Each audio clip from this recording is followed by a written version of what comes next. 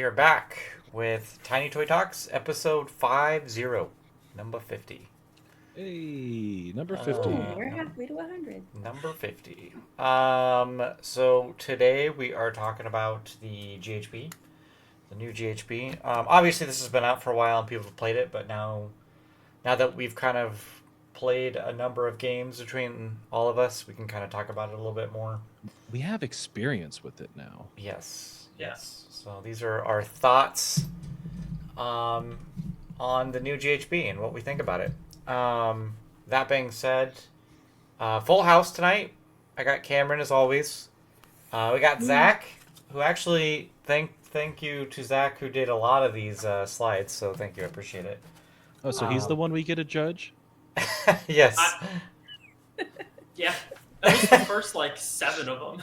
Yeah, he Sweet. did quite a bit of them. I think I did the rest of them. But we all have a lot of playtime through some of these. So I will say And there are opinions. We all have a lot of opinions. there are some of these that I have not played. So it'll be good to hear what your guys' thoughts on them are. And then I also have Erica as well, so she's also on here, taking a break from principaling and joining us for this. I guess we'll start with Erica. What have you been up to? How things going? Work, more work. Yeah. Start of the school year, work. Oh, That pretty school much years. sums it up. School years. Man, I don't know. I don't know if I could be a principal just seeing all the stuff that you have Just to do. for working in schools. education in general. The beginning of the year, testing season, end of the year, it's all a Nope. madhouse. So. Yep. The reason why I left. All right. Well, Erica's working. Zach, what have you been up to? I mean, I've actually been taking quite a bit of time off work, but that's because we've been traveling. We traveled to Old Town a couple weeks back, and Just good time. between that and the RTT we had yesterday. Yep. Or 2 days ago now. Congrats, Zach, winning. Oh yeah. Even though it was with KO, it's fine. I'm not gonna okay. not gonna be biased, but it's fine. That's No, what it is. it was a I'm- good match. I'm okay with being biased. Yeah. No, I know what I did. I know what I did. The I mean, KO you're- mirror match though, round 3 was pretty funny. Yeah. Oh, I do have to say, shout out to everybody who went to Old Town. House of Hobbies had a pretty good showing. Yeah, Yes, it we was did. pretty great. It was really And fun. those objective markers are gorgeous. So Yes, hats off shout out to whoever Tom. made Those, I'm super jelly. I did not go and get some. Yeah, those objective markers were. Yeah, they're very really nice. Cameron. I know Well- you've been painting like crazy. Well, as you know, Flesh Eater Courts in our current timeline came out not too long ago. And I decided that as soon as I saw the release and I saw like the leaks for like what the rules would be, I'd be like, I'm going to paint 4,000 points of Flesh Eater Courts. And I think I might finish them tonight, That's crazy. a week and a half 4,000 later. points? God bless Yeah, you. it's roughly 4,000 points. God bless you. Yep. I'm currently hodgepodging wanted posters onto fences. I'm going all out. I will say we'll get to the fact book eventually, but the fact book is insanely awesome. I love that book. It's probably my favorite book the that's best come out so far. prayer lores. Oh my gosh, the prayer Yes. lords. I don't think I see anyone with a better prayer lore. They're just their battle traits in general and how they work with the delusions Yeah. is so cool. It's such a cool. It's so different from anything they've done before. So Exactly. Yeah, I really I think like it. I really. It's a like it. very unique book, but we'll talk about that Yeah. eventually. And I'll spew my love about it. And that's also what I've been up to is just getting as many games as possible in with my Monster Mash effect list because I'm almost certain that the guys are definitely going to go up in points because they are way too efficient right now. So I'm going to play it until they change it because you should not be able to run that many monsters in a list. But yeah, so that's what we've been doing. We'll just jump right into it. Here's the tier list explanation that we got. Again, it's been out a while, so this isn't like a brand new review or anything. This is just our current thoughts of what we think of them and the battle plans. So we'll go through And that. what I will be using to judge people with. Yes, Zach. All right. All right, let's go with just the GHB general rules that we have. Obviously some pretty polarizing stuff that we had. And it's actually cool to see what we think about it now versus when they first came out. I think a lot of us were like, "Oh man, shooting is going to be really rough right now." But say that to Cities of Sigmar and KO right now, shooting is still very relevant. So it's good to kind of see how these evolve. And Skaven. Love Skaven. And Skaven, Yeah. yep. The best part about shooting is that now it's actually it actually makes you think on like what to do with shooting, because now how it's supposed to be, in my opinion, is like, all right, you have walls that block line of sight, you have things that can prevent shooting from just always hitting you, but in actuality it's very hard to do that on a tabletop setting. And with the first rule that they changed was adding this obscuring, and it actually makes it so placing things on the board in certain ways matters quite a lot. Yeah. And I love it. I want to see the board actually matter. I agreed. I 100% agree. So with this obscuring, Zach, what are your thoughts on obscuring? You probably have a lot of practice with this at this point. I mean, between my Old Town Gets list that literally I built to be able to abuse obscuring, given that the battle pack had so much of it in it. It's just one of those things that just proves, like, I know everyone was really worried that obscuring was just going to be, oh, shooting's no longer good. But then anyone who doesn't bring shooting when they have access to shooting is struggling. You can't take those pot shots at monsters. You can't deal with the units on objectives to thin them out. Yep. Yeah, your opponent doesn't want to bank on a 3-up, make an objective obscuring from a place of power. No one wants to rely on that, but it's doable. Yep. So, I don't know. It's one of those things that I think it's a great change. I think it was very much needed, and there are some crazy combos with like Glutos and like Twin Souls. Being able to put Glutos on his massive base and inch away from So an obscure funny. terrain, and he sticks out halfway into the board. That's pretty funny. There's some weird combos, but not enough to be concerning in my mind. I think the best thing about it all is that monsters don't benefit from it. Correct. So yeah, I think it would be it'd probably be too oppressive if monsters could get obscuring. I ran Kragnos in so many lists before, but now I'm looking at it and I'm like, I don't know, Kragnos can get kind of shot off pretty easily. Yep. Again, as Zach says, like anyone with shooting, you can hit those key pieces, those big boys, really easily. Well, and even also the small ones. I will say it matters the size of the obscuring terrain. When you've got, for example, if you're going to put units on terrain, I was playing Doug at the RTT, and he got a whole unit of 10 horses onto our obscuring. If those were cut down a little bit,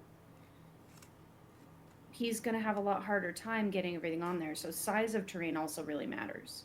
Yep.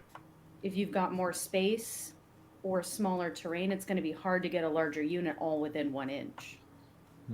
I think the obscuring rule is like by far probably my favorite change over everything, just because I love battle maps and I always talk about how I want the board of a table to actually matter. And in 3rd edition, it kind of didn't really matter. On 3rd edition, I think most people just played without terrain rules. Everyone would roll them, but like, oh yeah, you might as well not play it. Yeah. Yeah, now they definitely matter. Actually does matter. Yeah. 4th edition made terrain matter, and this change to obscuring definitely is a lot nicer than what it was in the last season. Yeah, it was. Because just changing it from wholly behind or in to within an inch is just so important. Yeah. I still think it's hilarious to put Glutos on an obscuring and it is. Just have him stick out. It's hilarious. Yeah, Although, with some of the changes, more. I mean, I'm thinking back to older editions, but with the coherency, you now have to be coherent with terrain, whereas before it was more about how coherent you are with your unit. Hmm. So I think pushing that obscuring to 1 inch changes how you have to place units and set them up in those zones. Mm-hmm. yeah. It's huge. I love it.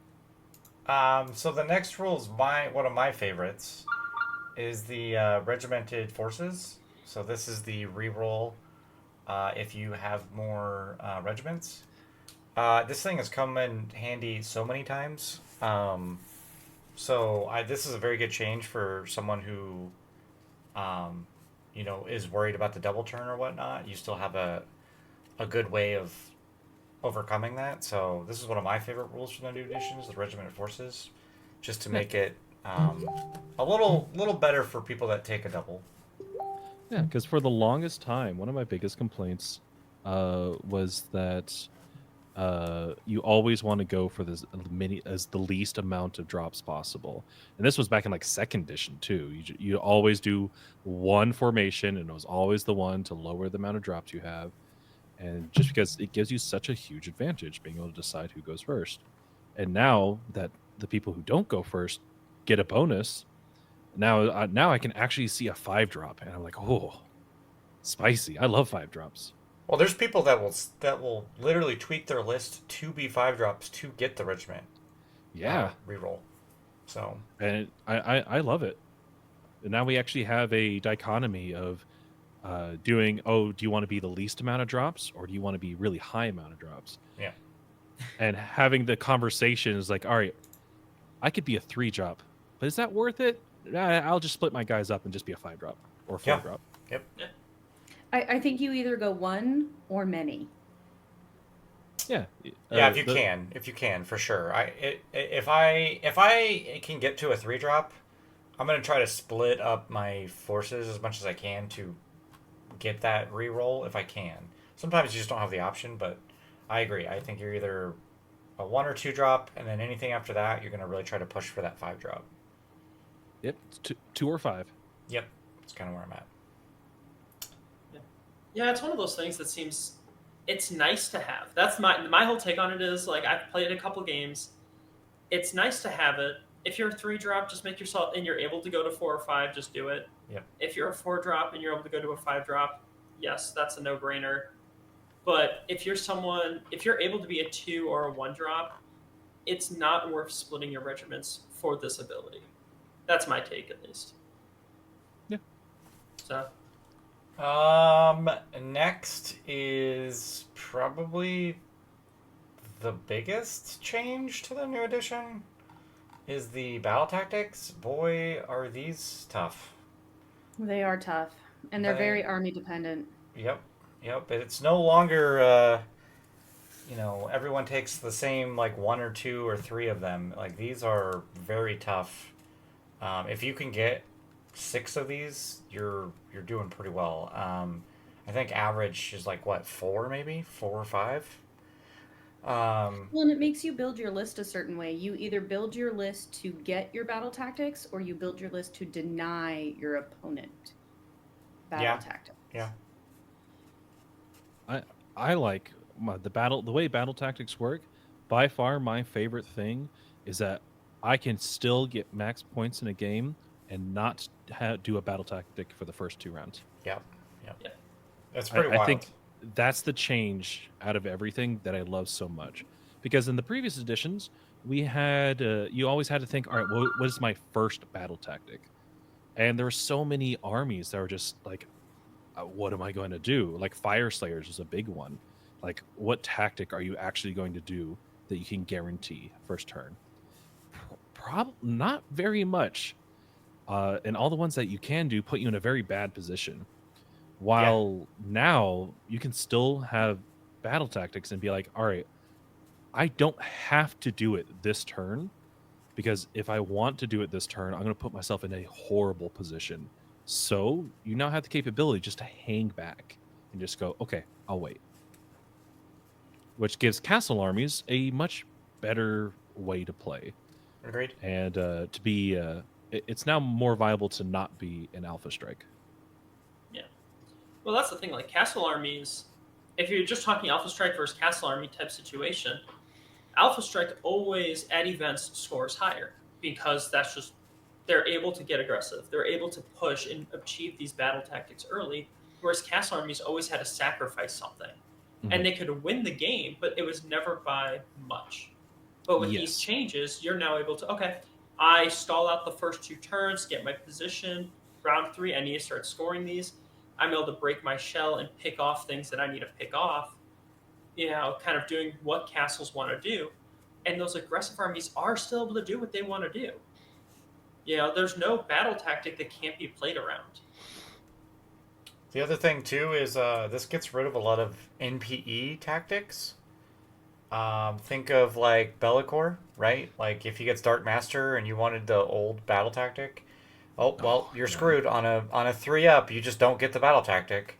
That no longer happens. Another one was the Zinch Magister teleport. Oh, well, he teleports in, he does some stuff. Okay, well, I'm going to choose Kill Your Hero. Or Changeling. That's what I meant. Changeling. Sorry, that's who I was thinking of. And it's like, okay, well, just kill the hero, and then he teleports with the auto teleport, or an auto spell, and you just don't get that battle tactic, and you're just screwed. It gets rid of a lot of those MP tactics like that. Yeah, so. There's a lot more being able to play around. Yeah, and I like that, even though the practice are harder. Yeah, I also really like that getting to round 4 or getting to the top of 5, you're not sitting there going, well, I can't do a battle tactic, so I guess I'll just X, Y, or Z. Like, you don't feel like you're out of the game by round 4 because your battle tactics are pretty much unachievable. Yeah, it makes you play to the end. I mean, there are still some of those, like Scouting Force. You can get kind of screwed with that one if you lose all of your... You can get screwed with any of them. That's true. But like, there are some. You do still have some of those moments. And then battle plans. We won't talk about too much of this, but just overall, I think the battle plans are good. We're gonna get into all the battle plans in a little bit. New season, new battle plans. Yep. I think most of them are good. There's a couple of them that I'm like, yeah, that ain't gonna work for a tournament, but it's different. It's funny. It's funny. Yeah, I think there's a good 9 or 10 battle plans that I think could be run in a tournament and not cause problems in terms of it just is heavily skewed or time constraints. Yep. And of course they still have some where it's like, all right, do you just want to be wacky? Yep. Do you have 5 hours to play?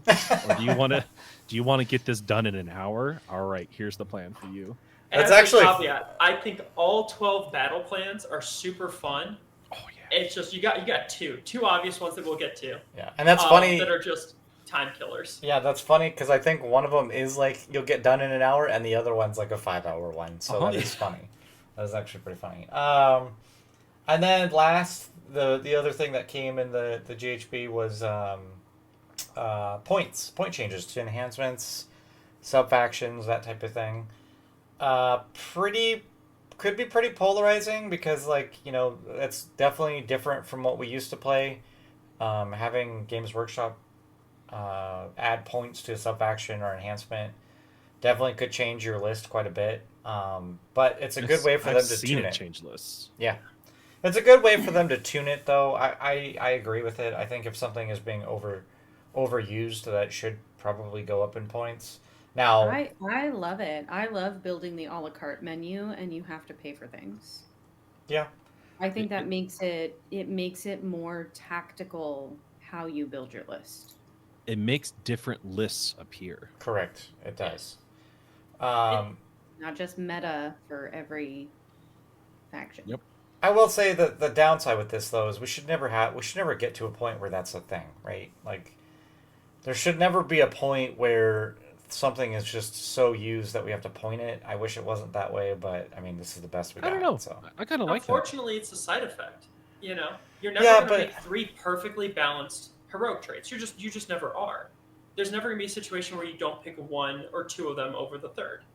Yeah. Putting a point on those ones that are more likely now forces people to consider, well, wait a minute. if I don't take this, I now can afford to upgrade a unit to something else, or I can afford to take that better hero. I mean, I've always been into the thing of like I don't want auto includes, right? Like I don't think that's good for the game. But again, it's hard to balance all of this stuff. There are some armies where it's tough to choose between one or two things, but there are many cases I where that's the like case. when you say tough to choose, I like that this makes you play the game to figure out if you like something in action. As opposed to, okay, I can build my list based off of, however I build it in an app or however I build it on a list builder. This makes you play the game to see whether or not you like it, and that can be said for battle tactics too. You've got to play around with it to know whether or not you're gonna want to sit with an army configuration for a while. Yeah. You see, I take the exact opposite of you, Joel. I would love for there to be like a battle formation that's super wonky, super good, and it's like 100 points. And just like, yeah, you want this extra rule? Take it.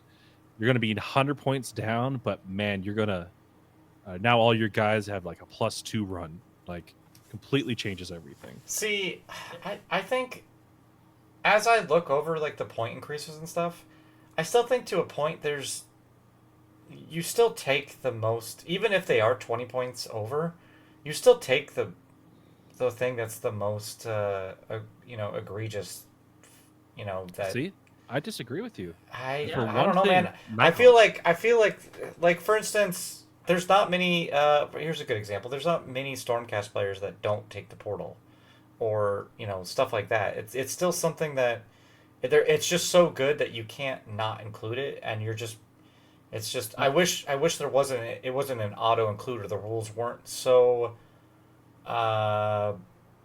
weren't so good that it just is an auto include. And it goes to the same thing like where the meta becomes stale because everything is so auto includey, like Skywardens and frigates. We won't go there, but like it's an auto include. That's just what you include in KO.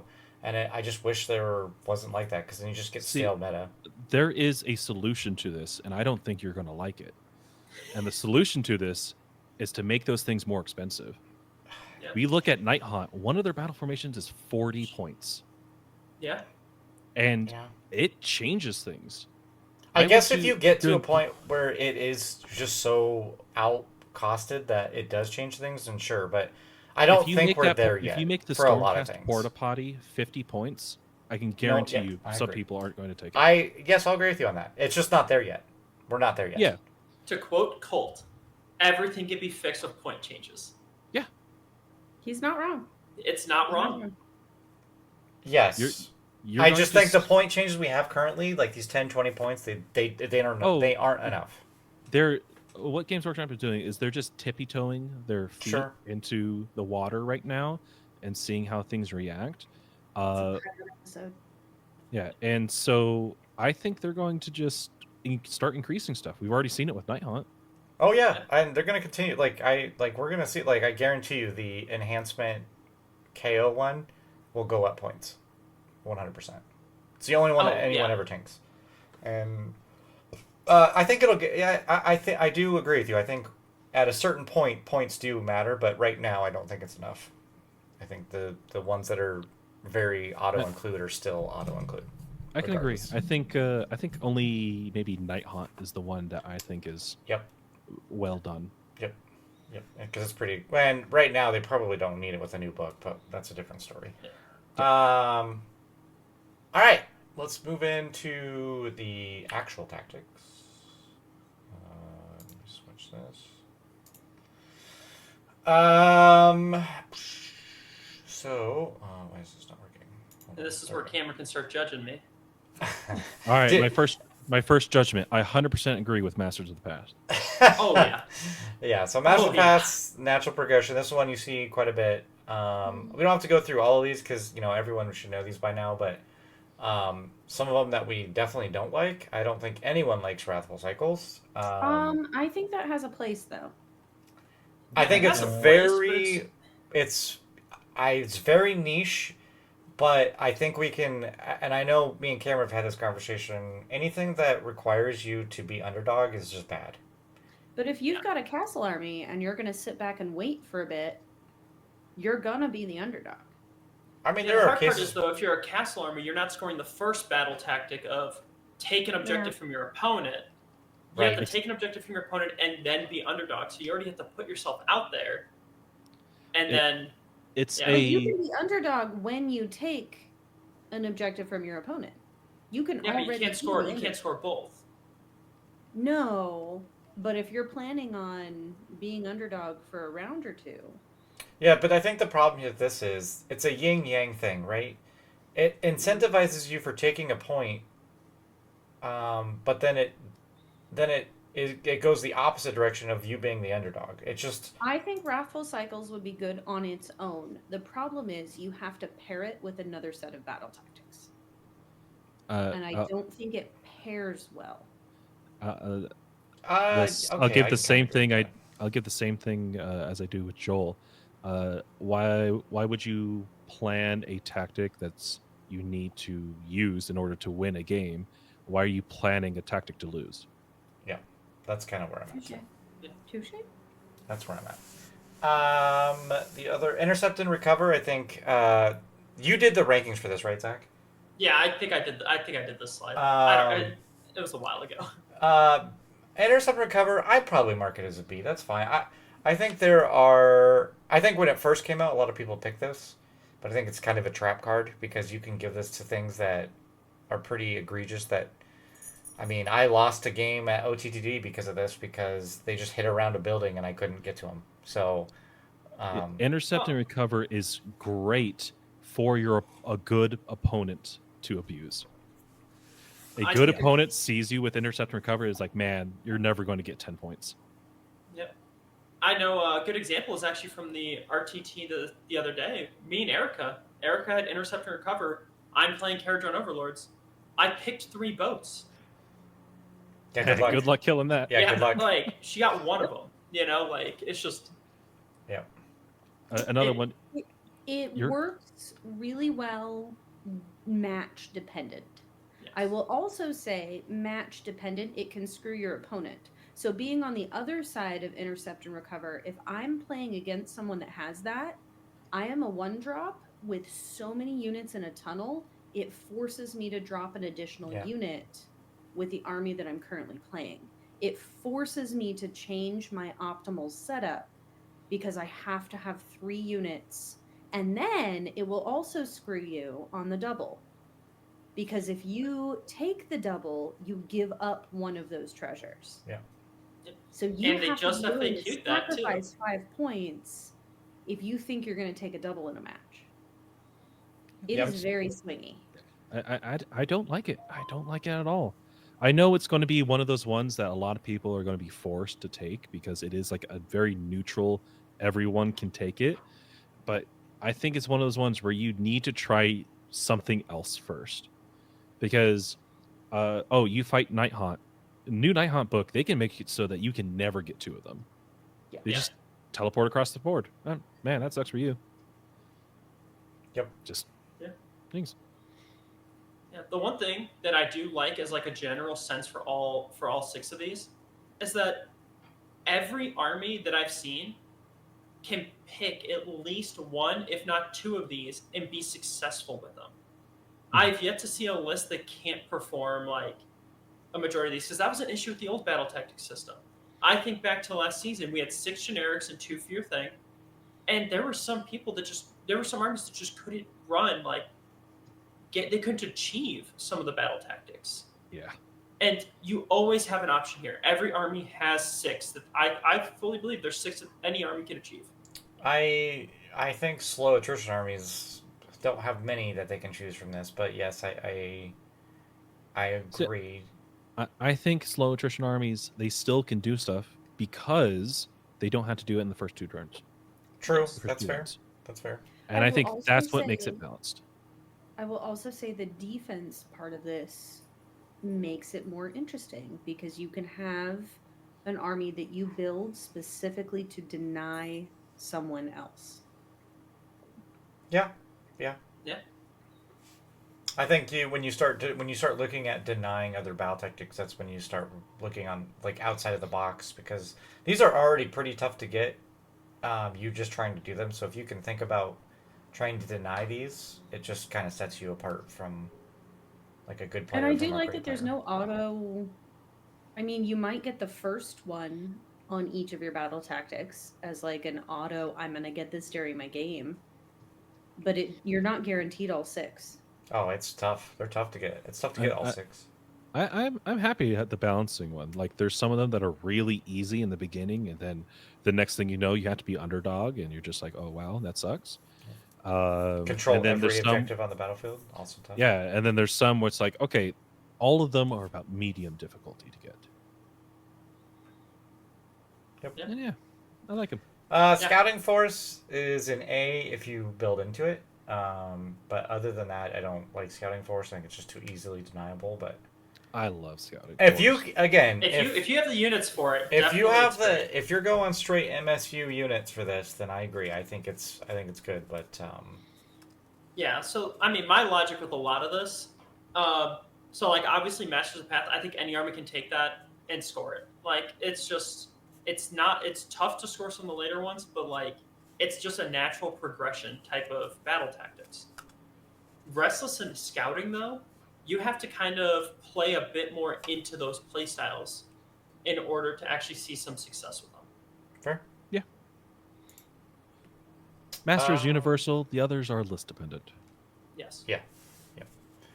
All right. So then let's. I think the only thing really left to do now is just go through the battle plans. We won't go to things too crazy, but just to go through them, because now we've had some games and have gone through this. It's good to kind of go through these. Passing seasons.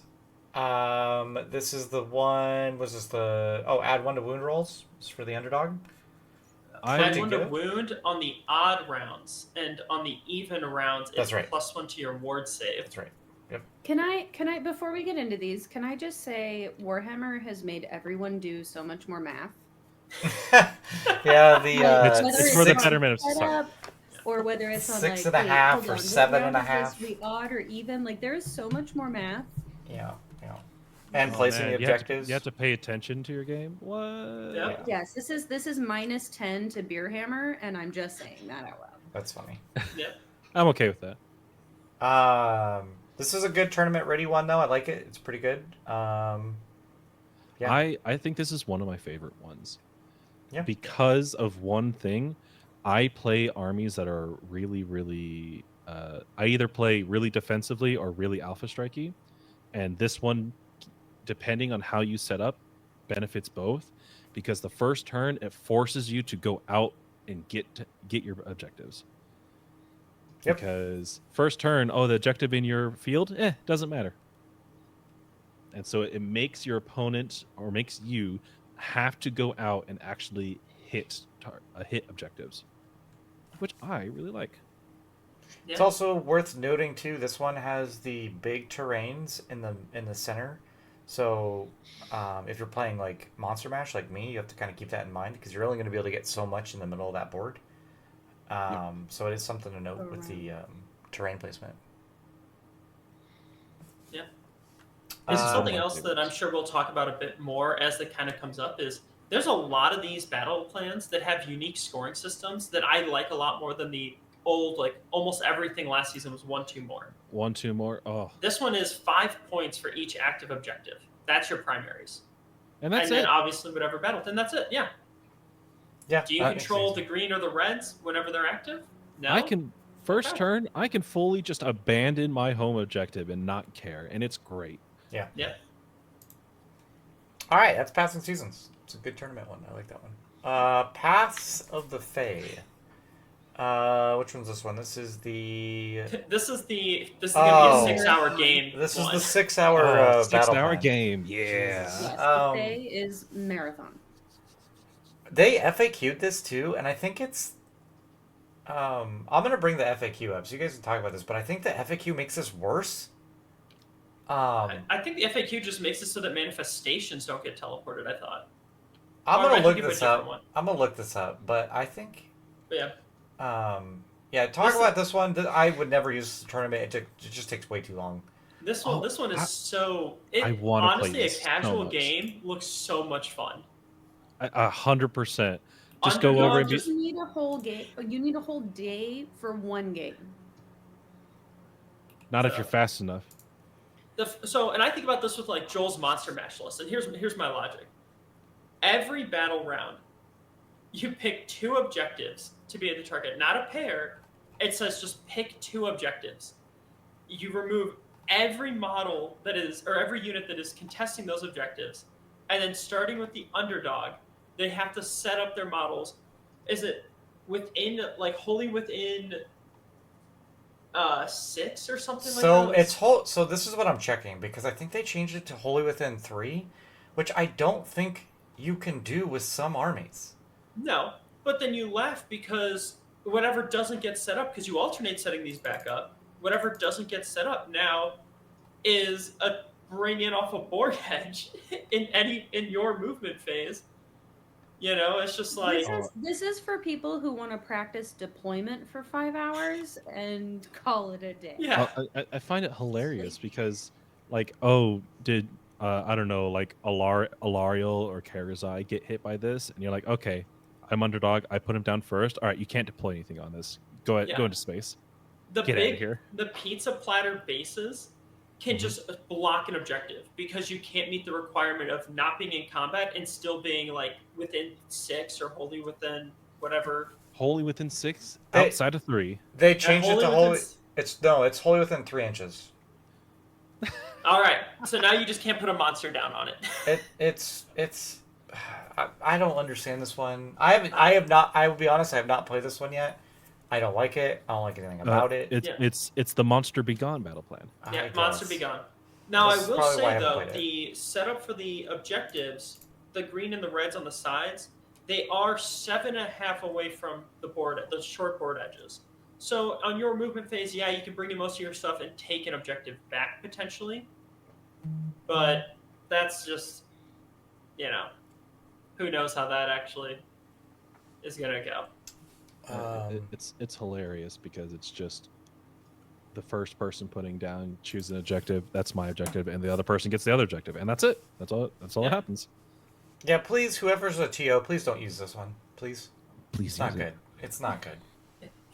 Don't do it if you your have brown to timer's do less than like and 5 you're hours. scoring at the end of round 3, you're Do it. good. Sure. No.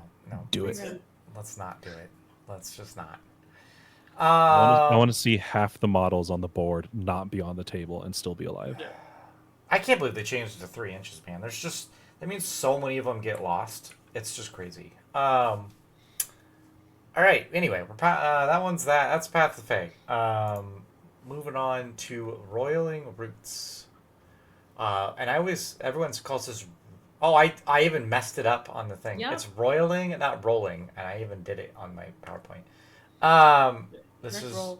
roiling roots. I have an angry point with this objective right here. Okay. Oh. This one makes me do so much math by pasting these objectives my on. gosh, I it am does. so tired of it. That I does. told you. -10 to Beer Hammer. Every single time we're doing it, I was like, oh man, okay, so it's 15 inches normally. So we half that. All right, now we need to This add would be half really that to the good other. if they were going to do the mats that had all the objective points ready to go. Oh, that'd be great. But the problem is they change all of their battle plans so frequently that nobody's going to buy a mat like that. So That's my only hatred towards this. I actually love this battle plan. I just hate setting up this battle plan. Fair enough. And there's a lot of battle plans like this. This is not an uncommon thing in this season. I kind of like it, but the setup is annoying. But I like having objectives that aren't on the standard 11 and 15 or 22 and 30. Yeah. You know? yeah. I mean, You know- is it cyclic shifts? Yeah. That's the other one that's like this, I believe. Yeah, okay, that one Is too. it cyclic or is it? So I have another gripe I need to speak about. Okay. They did so well with a double green objective, a double red objective, and then something happened in between the next one where it's a blue and a purple, and it's not a pair, and that throws me off every single game where that matters. I have lost so many points because I went after the blue and purple thinking that they were a pair, and I'm just like, well, crap. Yeah. I Ah. I do I do agree with you on that. I think what they should have done is instead of giving you 6 objective markers, they give you 8 with all of the pairs and then ensure that when you need a pair, you have it, and when you don't need a pair, it is clear that you are not using one. I know that they made symbols that aren't the same to make it so people that are colorblind know that they're not a pair. But you know what? I But they still still fall picked for it blue and every purple. time. So what are the thoughts on the underdog on this one? I love it. I love I it. love this underdog. Okay. Strike Because last. yeah, it's because it's a pair. Yeah. If it was one objective, I think it would be too powerful. But because it's a pair, I think it's fun. It requires you to plan out the round a bit. Like if you're underdog or if my opponent took a double, you can really mess with some strategies. Like I know me and Cameron played this. This is the one that me and Cameron played each other at Old Town, and he was able to, as underdog, shut down a crash like me crashing into him because of this strike last. Being able to set up as a castle around it, knowing that we're going to be alternating regardless of what you do. But I now didn't think you're about last, that. and I I'm didn't think just about- out. Yeah. Yep. Because once I activate a fight, I can pile in and take the objective, and now I have strike last, but I've already fought, so it doesn't matter. Yeah, and Yeah. it is also it's not, they don't all have to be on the objective. It just has to be touching. One person, Yep. my opponent who is holding that objective that I want, well, as long if they are slightly off the objective, I can charge it and then pile everything onto it. Yeah, All right. It's a fun one. I really like it. Agreed. Yep. Also tournament ready. Also very good for tournaments. Yes. All right. Even though I had to do math. Cyclic. This is one for Smite that we have. More math. Speaking of More math. Math. This is one where you get to turn off a pair of objectives. I want to say this was pretty impactful in my first game this weekend. You know what? I played this battle plan once, and I fell for the blue-purple trick with it. And just it started my hatred towards the blue-purple. It just I wanted to shut off the sides, but no, you can't do that. Yep. Yeah, it's funny how there's a lot of 5 or 6 objective battle plans, and this is universal throughout a lot of these battle plans. You don't need all of them. You don't. There's not 1, 2 more. It's like, oh yeah, you control 1, you control 2. That tends to be common, or it's control 1, control a pair. There's another one, and then there's some that are control more. There's some that are like control 1 of each color. Like there's nothing that requires you to just dominate the board. So if you're a slow sustain army, you can afford to castle and still be scoring max points in a lot of these cases. Yep. If your getting opponent, rid of that 1, 2 more makes different play styles much more flexible. Yeah. and like even this one has 1, 2 more. However, if your opponent forces you to go first, you can still easily get 1, 2 more and still not be incredibly pushed forward on the map. Yeah. And still be defensive. Yep. It's just the design of this one, the layout, super nice. Having 2, an objective wholly, an objective partially, and then 2 objectives out, but not being so far up the board. Like, and then based on what gets turned off, you kind of see a lot of shift in movements. Like even these hyper mobile armies that are able to get around tend to, they can do okay with this one. But even like the slow ones, as long as you can control, which pair are you going to turn off? Because if you turn off reds, I just castle on the green and the blue. If you turn off the greens, then I split my castle and I just control the red and the blue and kind of push up towards your red. There is something to note with this one too. We played this one for the RTT last weekend, or I guess this weekend. But this can also work against you as well, because if you turn off one of or a pair of objectives, you might fail some of your battle tactics as well. This is what happened to Ramsey when he did it because he was underdog. He had like control all of the or control an objective that was controlled by your opponent, and like sometimes you deny your own battle tactics because you do pick a pair. So it is something to note that this can negatively affect you as well, even being underdog. I will say it also makes playing defense a little bit more worthwhile. It's not just an offensive game all the time. Because if you shut down the pair, you shut down points. Yep. Again, also can be negatively impacted by you as well. Yes. It rewards good play, but you can really mess up your own strategy if you're not careful. Yep, agreed. And that is, a lot of these underdog mechanics are geared that way. And tournament ready. Yes. Yep. This one we are using. All right. On to Surge of Slaughter. This is also a very good one. I like this one. Add rend. The underdog gets the rend to a pair of objectives again. Hey, Camaron, this one doesn't have a... It only has one purple or blue. I'm okay with that. I know that's not a pair. Good. Yeah, this one's good. I think the objectives are very spread out in this, so it rewards very fast mobile armies. Yeah. So I definitely like this one. The only thing I have against this battle plan, and it's because it's so popular in tournaments, when I run my squigs, I wish this extra rend applied to companion weapons. Fair. Because even like monsters, it doesn't apply to. Yep. It doesn't apply to squigs. It doesn't apply to anything with the beast keyword, or or anything with the companion on the weapons. Like it's just that's not hurt. Like again, what's that gonna? No one's gonna build around this battle plan. True. So like it's just one of those things. It'd be nice to have that extra rend. You're not going to build around it, but you wish you could. We're using this one for Smite, and I don't get any benefit out of it, for the most part. I think I guess technically Your lances do. I guess technically there's a guy three guys get it. Yeah. So, I don't care about that rand. That is not why I'm playing that list. That's for sure. Yeah, it's a good list. I like it. Scoring's great. It's just standard scoring. I like it.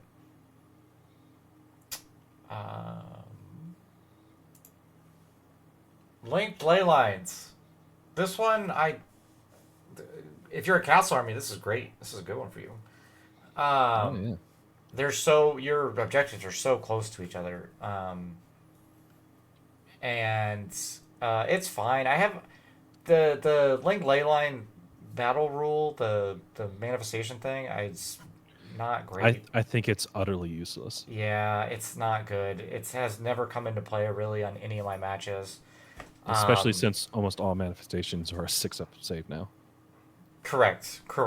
Yeah, it's fine. I mean, if you have the Kron Spine or the other incarnate from IDK, it could be pretty decent, I guess. But for the most part, I would say okay. I wouldn't say decent. Yeah, I mean, I don't know, man. That IDK incarnate, it's pretty good.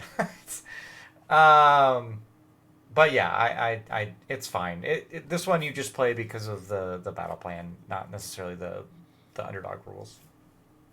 What I like about linked play lines is, in order to get max points, it forces your opponent to move forward pretty fast. Which is not like a lot of the other objectives that make you do it. Fair. Where you can actually like be back for a while. This one, if you want to get max points, you need to like start going now. Which is just a different way of playing, and having different ways inside of a tournament, I think is good. Yeah, this is honestly this is one that I'm so glad they kept a battle plan like this. Mm-hmm. Something like if you are, I apologize if most of my analogies are get space, but it's the way I think about this one is like you have that rock gut core, like that anvil that you want to just set in the center of the board and try to castle defend there. You are able to do that on this battle plan while still forcing the fights in the middle. So it very much like anyone who can take advantage of forcing fights and being very defensive while forcing them is going to love this battle plan. Yeah, fair. Okay. Yeah. That's Link I will say Leylands. though, this is probably one of the least impactful Yes. underdog mechanics that I've ever seen. Yes. Oh Agreed. yeah, 100%. just ignore it. Yeah. It's not going to happen I think I've seen it come up once. unless you are playing techless manifestation bombs. Like you're not going. Nothing's going to happen. Yeah. Agreed. All right. Moving on to another very funny one. I love it so I love much. this one. I love this one, but it is absolutely not tournament ready. Please do not use this as a tournament. Oh man, we're going to be playing for about an hour. And Yes. Oh yeah, it'll be Game will you'll know who wins game or will be loses over it happens. in an hour or less. Yeah, obviously this is gonna obviously incentivize aggressive penning type armies. Yeah, it's funny. I'll say that. I've yet to play it, but it looks fun. It's just not tournament ready for this. Oh, not at all. It's not bad at all. Yeah. But it's fun. It's so funny. Like, and don't get me wrong. Like, I think the layout is great. I actually really like this layout. I think that the twist is fine. Yeah, twist. I have no issues with that. The scoring though is what really kind of hammers home this. Oh, we're gonna play aggressive the entire time, and it's because you can't score in the first round, so there's nothing to do besides kill your opponent. Yeah.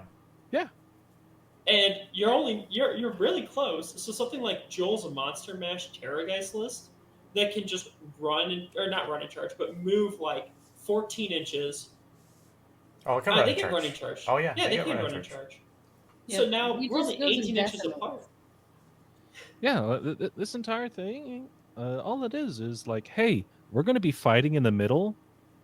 Whoever And comes that's out, it. yeah, whoever comes out last gets the 10 points at the end of the game. Yep. Yeah. I will say, looking at this and looking at just kind of the battle plans in general, if you're going to a lot of tournaments, you're going to see specific plans over and over and over again. So they did a really good job of giving us like rando, fun ones. I'm bored. I'm going to play a game. And I don't want to play the same thing that I've been playing over and over again. Yeah. If you only have an hour, great, play this one. If you have 6 hours, great, play the other one. Fair. You just put them back to back. Oh my gosh. Or- And then yeah, it's like then it's a exactly. normal You do a time two-round limit. tournament. Yeah. These are the 2 rounds. Call it a day. All right. Again, don't use this one in tournaments. Life roots. Which one's this one? Oh, this is Also, the one that gets This is to the objective, or this is the terrain control one.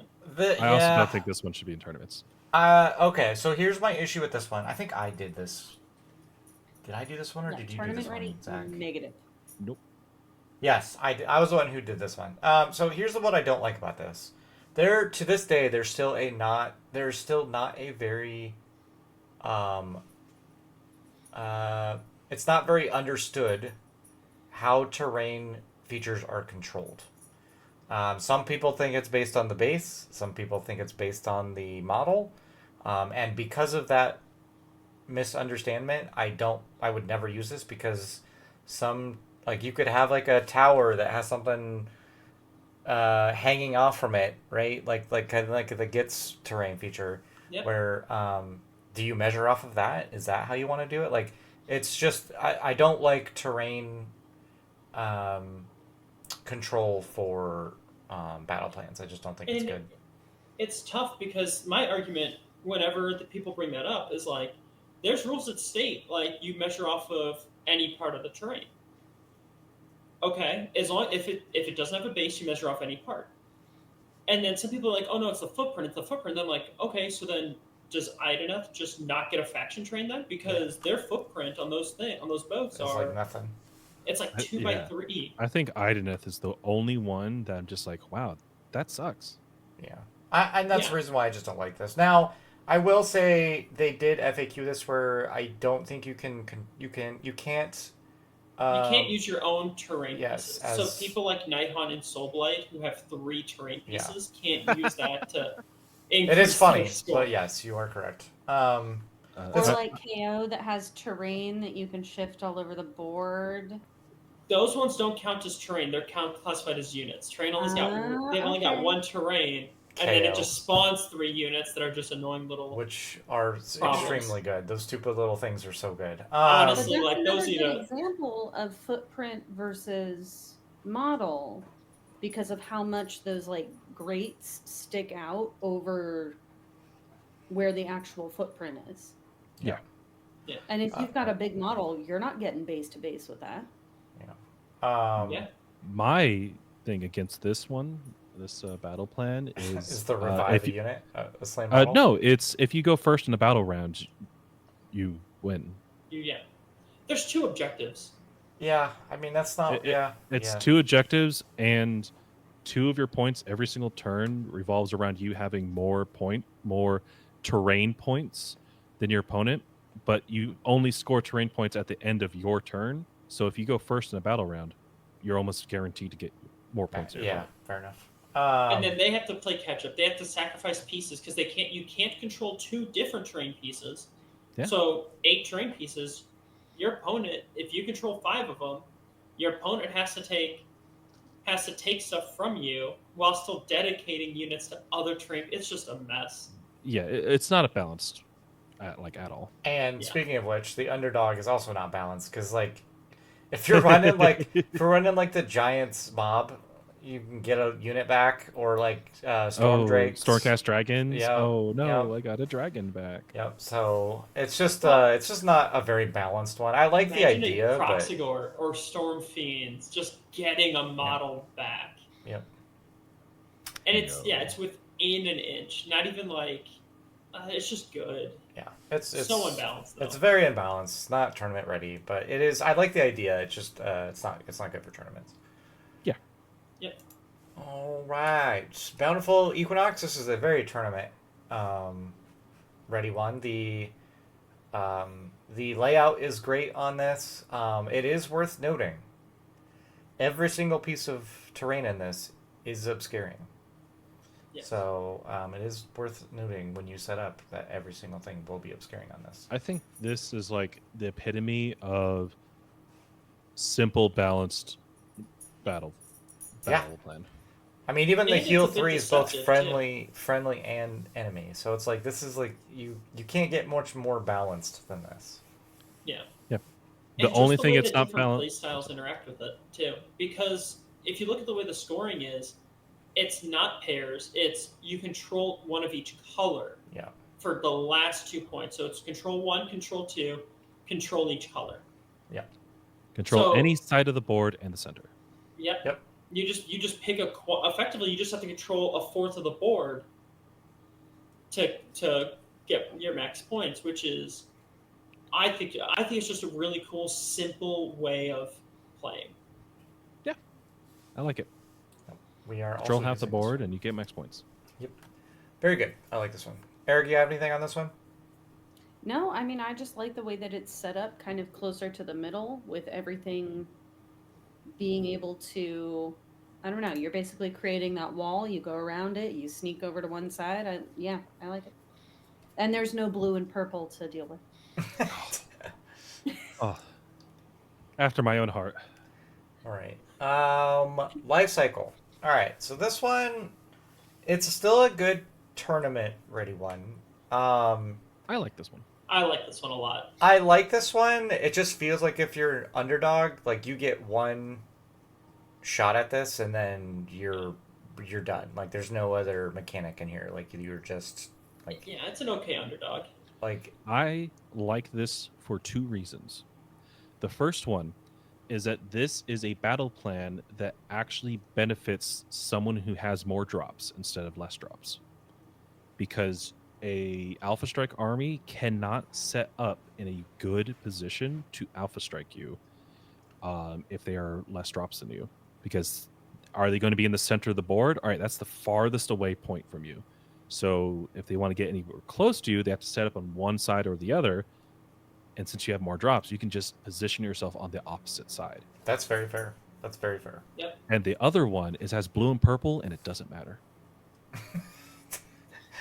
Fair enough. This is such a really cool. The scoring can be a little wonky because you haven't selected your primary till round 2. But like outside of that, this is also just a very simple to follow battle plan. Yes. I You agree just with that. track which one's active, and you and your opponent are just circling each other the entire game. Mm-hmm. You're just trying to rotate around and try to get whatever the primary is. So while you can castle up in this one, you just alphas don't really want to they want to, but it's hard for them to alpha into a castle, and then castles don't want to break out, but they kind of have to a bit. You're It forcing forces movement. every army to play different. And it forces movement in a way that allows you to also, once you hit round 2, you can plan ahead. So you get to decide, okay, I'm going for it now, or I'm getting ready for the next round. So if you're a slower army, you're not out of it because you don't have to move as much, if that makes sense.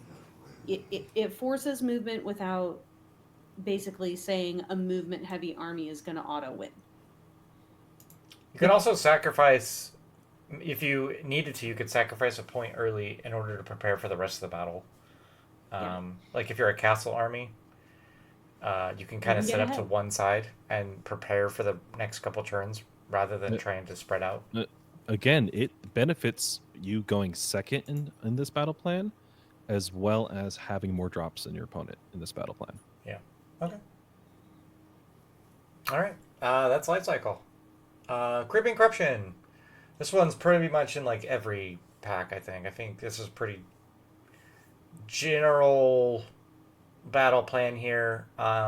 Easy to set up for the most part. The underdog thing isn't overly powerful. It's good. It's just I like this one. This is one. I that will we're definitely say, using. Doug and I played the last round of our last RTT with this one, and he had an insanely difficult time setting up that OBR terrain piece because of where the terrain is for this. Every other map, I feel like, leaves really good space for terrain. This does not. So if you have faction terrain, this can be a difficult map to set up for your army. Just get smaller terrain, gosh. Yeah. Well, okay, he's got a candelabra, but I mean, not everyone can have holes. All right. Yeah. But even then, you have to really decide where you're going to put things based on where the terrain is in this. I like that it's more spread out, but there's not a lot of blank space for you to set down faction terrain. Yeah, I can see that. Yeah. Other than that, it's great. General scoring, good layout, all good. I like this one. Yeah, nothing too crazy with it. And then last is Grasp of Thorns. Which one's this one? Oh, this is the one that my goodness. it stops units from... They can't leave an objective. Boy, I have not played this one. I'll be honest, I have not played this one. But I will say, the amount of times that I've seen Season of War play this, and they will, their hammers get stuck on a objective, and they can't be used for 2 turns. It feels real bad. So if you play this one, you have to be very, very careful about what hammer units are on the objectives, because they could get stuck there and just not do anything for 2 to 3 turns. Oh gosh, that's horrible. Yeah, you have to be very, very careful on how you play this one. I don't like that at all. What? Yeah. It's just a feels bad. That's what it is. Yeah, it really is. You're literally, and you can't. It's nothing your opponent can do. You can't be mad at your opponent because they're using a mechanic as intended. Yep. All you can do is be like, "Well, who thought that this battle plan was a good idea? I just don't get to play the game with some of my fun units." Yeah. All I can think of is the game. Yep. All I can think of is are you playing Mega Gargants? All right, You're just screwed. You beat my butt in. Congratulations. Now all your Mega Gargants can't move. Yeah, and they're just stuck there. And it's like, okay, well, I'm just going to go get objectives and battle tactics. You're just going to sit there and not do anything. Congratulations. You had an amazing first turn. Yeah. And that's the only turn you get. Yeah, this one feels real bad. And again, the amount of times I see Season of War play this and they just get stuck on an objective, it's like, ouch. That's unfortunate. Don't like it. I'm glad we are not playing this one. That's the worst part is it's just that twist.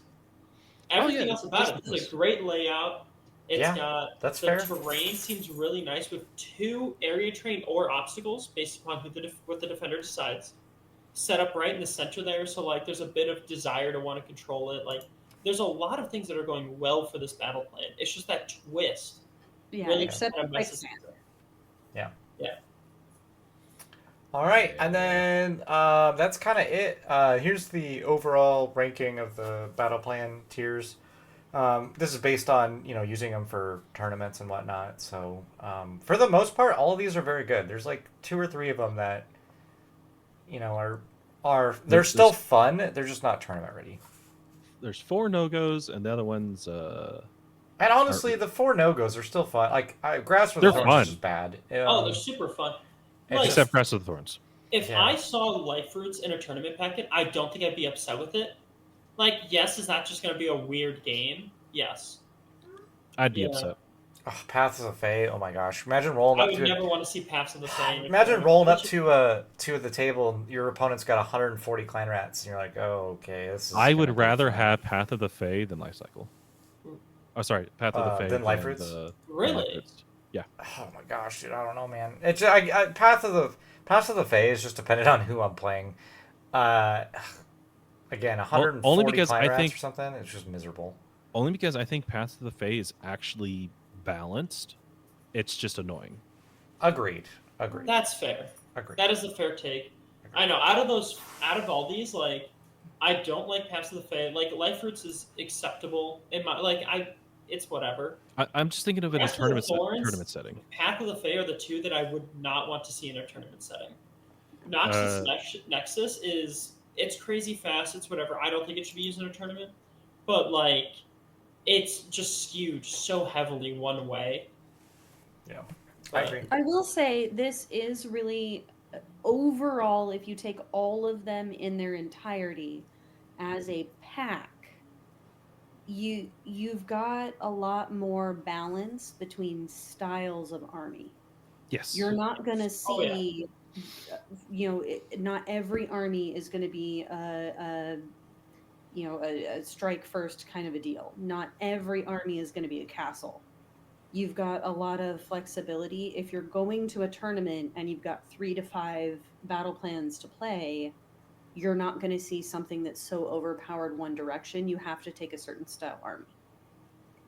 And that's how you should definitely try to do them in the TO pack as well. Like if you're ever setting these up and trying to pick out which battle plans, you want to make sure you pick out ones that are that work with all types of different armies, not just one play style. So Yeah. it's good to know. All right, and that's it. So the overall thoughts.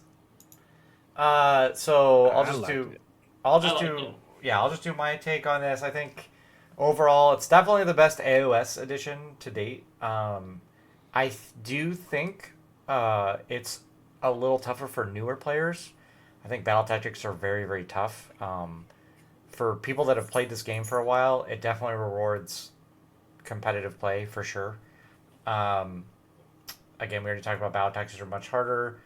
And then while obscuring changes are very good, it does not make shooting completely useless. So that's also It makes it so you're not going to see all shooting armies. correct. Yes. And that by itself, I think, makes it 100% worth it. Agreed. But yeah. Other than that, I really like the new edition. I do too. It's, I think it's good. Yeah. It allows more types of play to be rewarding.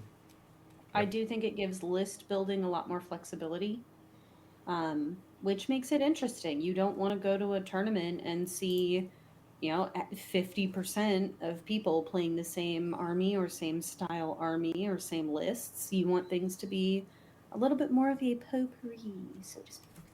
Agreed. Yeah. All right, so that's it. The next what we have on our list is the IDK changes. Kind of going through that. I don't think there's too many of our House of Hobby people that play IDK. Probably me and Jed. Is there anyone else in our group that plays IDK?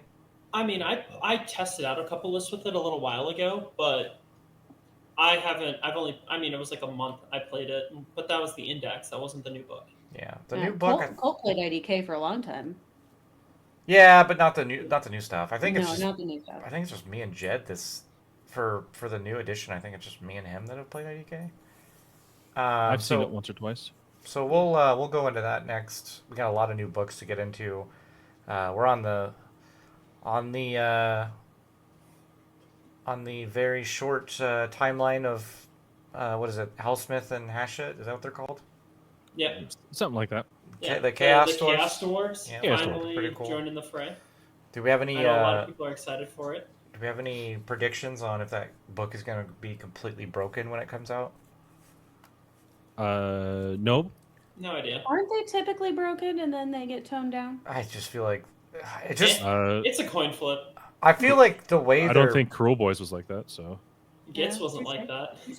I just feel like the way the army's presented, it's a tanky shooting type of army. It looks like, or maybe not shooting, tanking.